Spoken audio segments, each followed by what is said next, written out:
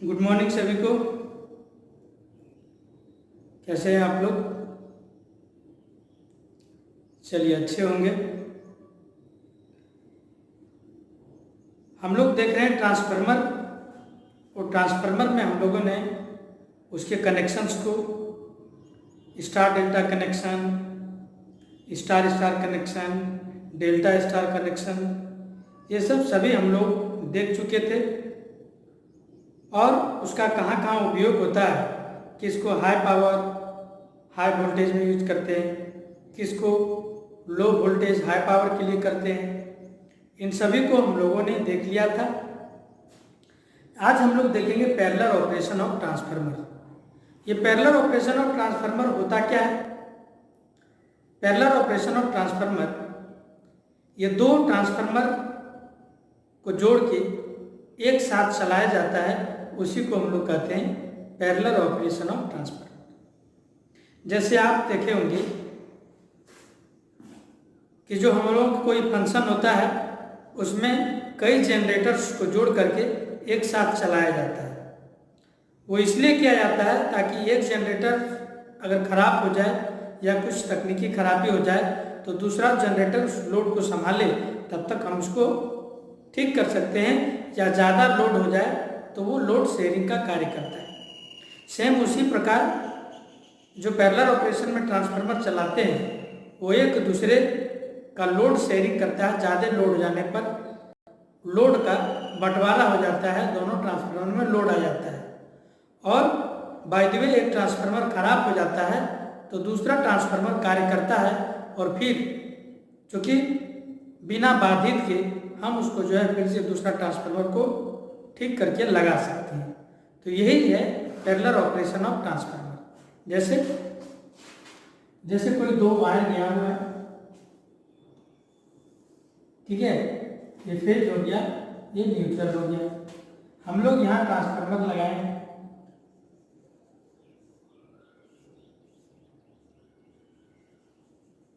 एक ट्रांसफार्मर ये हो गया और एक ट्रांसफार्मर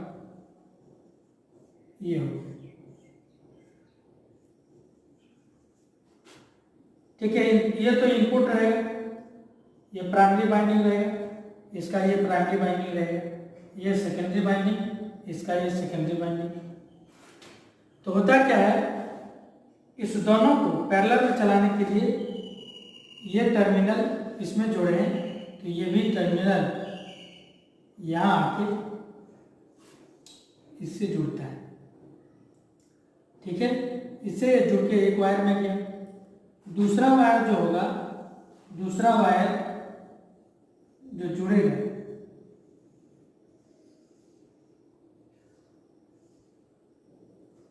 हम लोग इस प्रकार से दूसरा वायर को जोड़ सकते हैं। मतलब दोनों जो प्राइमरी वायरिंग के ऊपर वाले छोरा है, ऊपर वाले जो सिरा है उसको एक साथ और नीचे वाले सिरा को एक साथ करके हम लोग जो है जोड़ते हैं। और सप्लाई में इसको हम लोग ऐसे करके इसको एक साथ, और ये सप्लाई इसको एक साथ जोड़ के ये हो गया इनपुट, ये हो गया इनपुट, और इधर इसमें हो गया आउटपुट, ठीक है।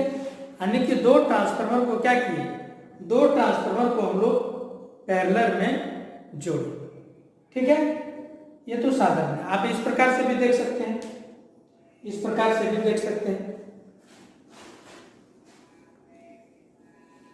ऐसे में बना करके आप ऐसे बना सकते हैं, ऐसे बना सकते हैं।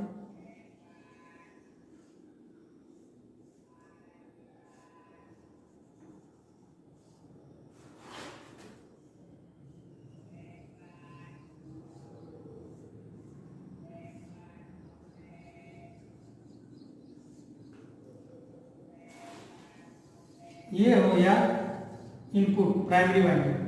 प्राइमरी में एक सिरा इससे जोड़ेंगे, इसको इससे जोड़ेंगे, इसको इससे और इसको इससे जोड़ेंगे, ठीक है। उसी प्रकार इसको इससे और ये वाला इससे, फिर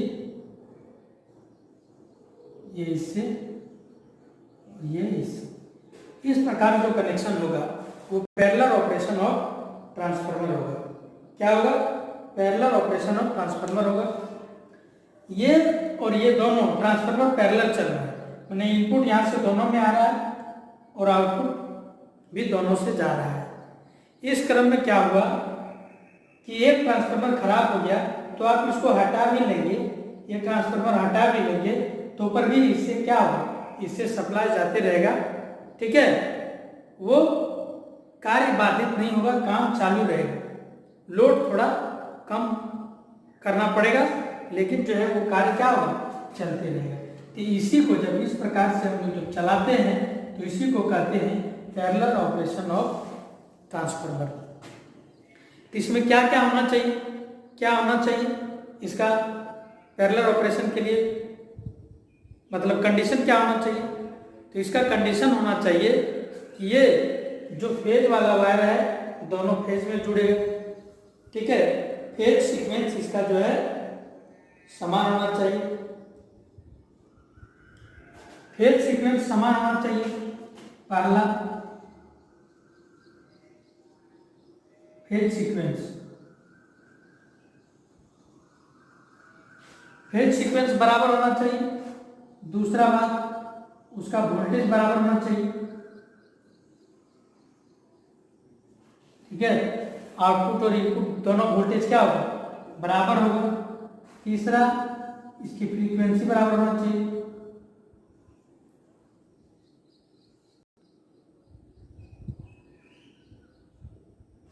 क्या होना चाहिए, फ्रीक्वेंसी इसका बराबर होना चाहिए। ठीक है,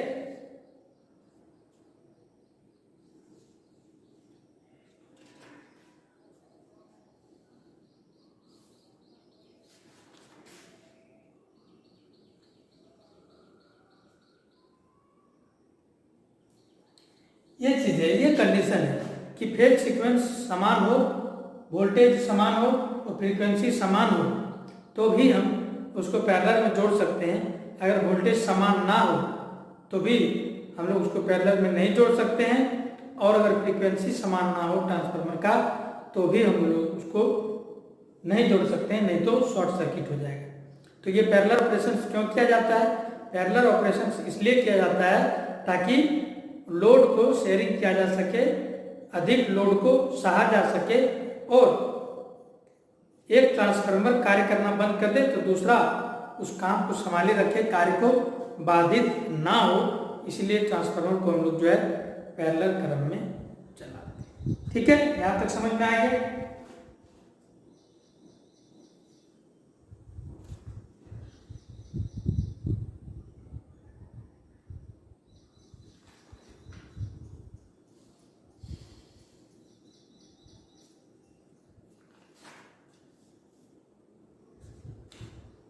अब देखिए, अब ट्रांसफार्मर क्या है, आदर्श ट्रांसफार्मर कोई नहीं होता, कुछ न कुछ उसमें लॉस होता है। तो ये लॉस कितने प्रकार का होता है? ये लॉस दो प्रकार का होता है, एक होता है आयरन लॉस और एक होता है कॉपर लॉस। आयरन लॉस क्या है? जो कोर में लॉस होगा, जो कोर में लॉस होगा उसको आयरन लॉस बोलेंगे, और जो बाइंडिंग में लॉस होगा उसको क्या बोलेंगे? उसको हम लोग कॉपर लॉस के नाम से जानेंगे, कॉपर लॉस बोलेंगे। इसको टेस्ट किया कैसे किया जाता है, ये क्वेश्चन में पूछा जाता है, या आप नोट करेंगे।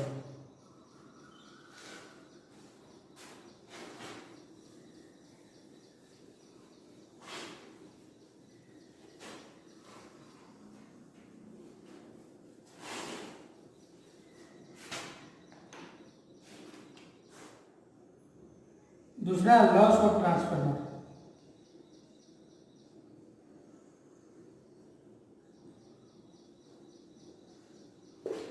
दो प्रकार के लॉस होते हैं, एक तो होते हैं आयरन लॉस और दूसरा होते हैं कॉपर लॉस।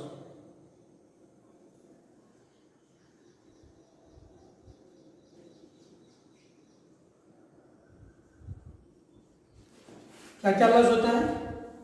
एक होता है आयरन लॉस और एक होता है कॉपर लॉस।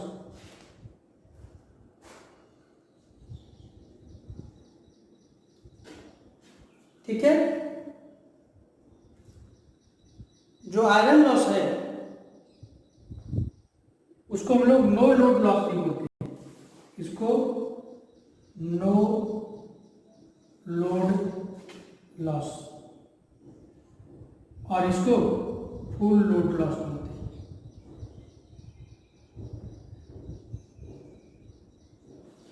क्या बोलते हैं? इसको नो लोड लॉस और इसे फुल लोड लॉस के नाम से हम लोग जानते हैं। अब देखिए इसी में जो है आयरन लॉस दो प्रकार का होता है, ठीक है। आयरन लॉस भी दो प्रकार का होता है, एक होता है स्ट्रेसिस लॉस, स्ट्रेसिस लॉस, और दूसरा जो होता है ईडी करंट लॉस।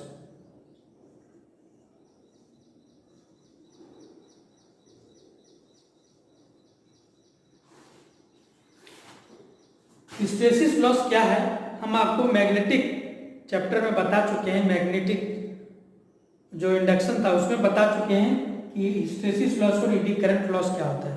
क्या होता है, जब हम लोग जो है किसी कॉइल में करंट प्रवाहित करते हैं और एसी करंट अगर प्रवाहित करते हैं तो वो मैग्नेट और डीमैग्नेट होते रहता है, नॉर्थ साउथ चेंज होते रहता है। जैसे ये किसी कॉइल है, इसमें हम लोग एसी करंट अगर प्रवाहित करें तो ये इसमें फ्लक्स चलने के कारण ये मैग्नेट बन जाता है नॉर्थ और साउथ। इसी नॉर्थ और साउथ में क्या होता है, चेंजिंग होता है। तो जो कोर है, कोर एक बार नॉर्थ और एक बार साउथ बनता है, तो इसी क्रम में क्या होता है, कुछ मैग्नेटिक का गुण उसमें रह जाता है, और उसी जो गुण रह जाता है उसी को हम लोग हिस्टेरिसिस लॉस कहते हैं।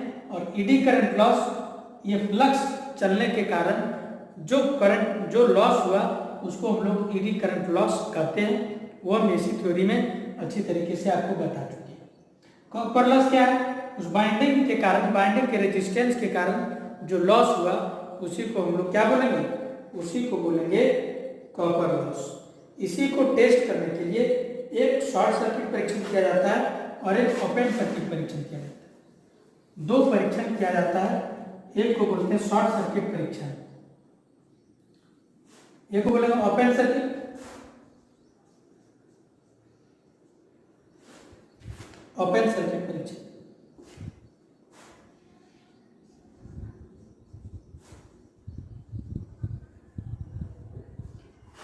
Open circuit test,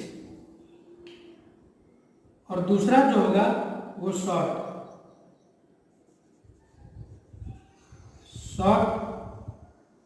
circuit test.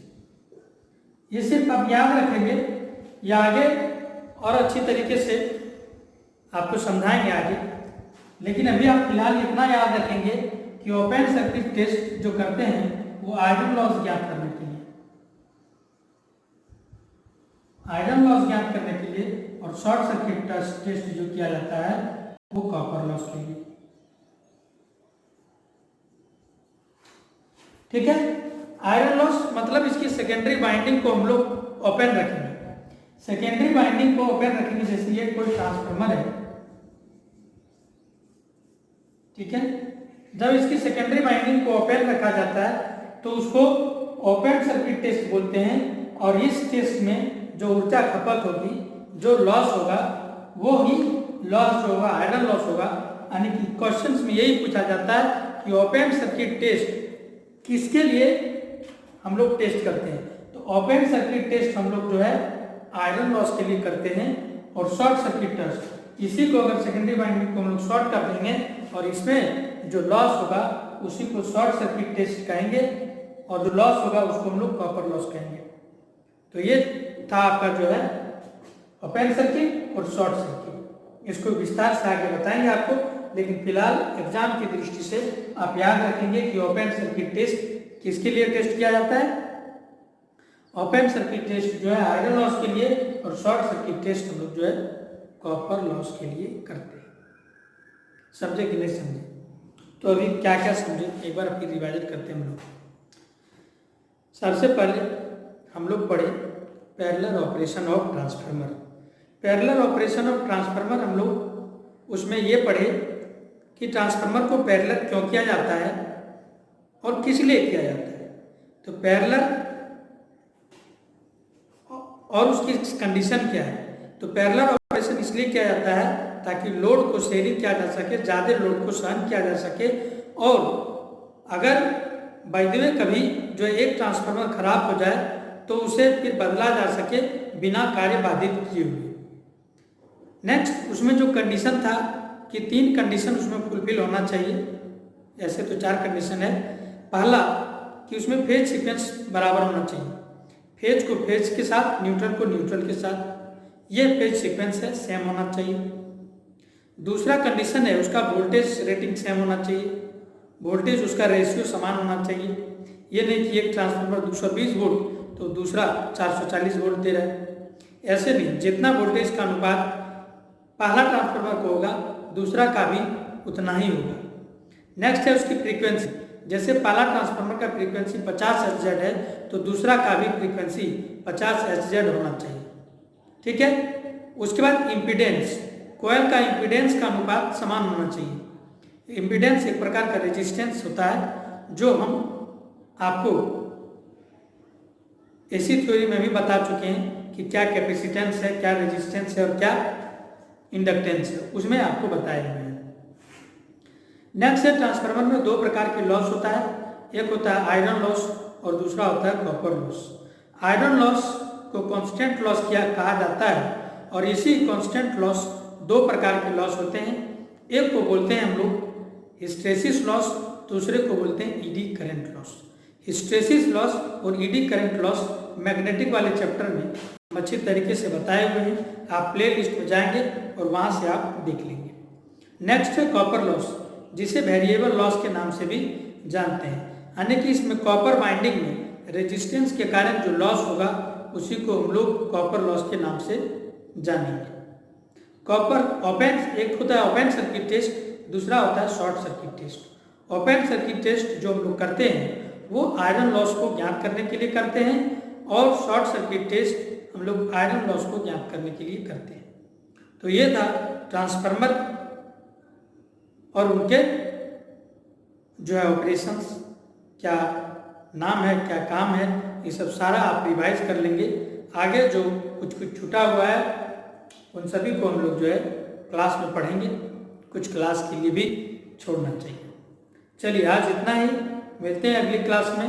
हमारे साथ जुड़ने के लिए आप सबों को बहुत बहुत धन्यवाद।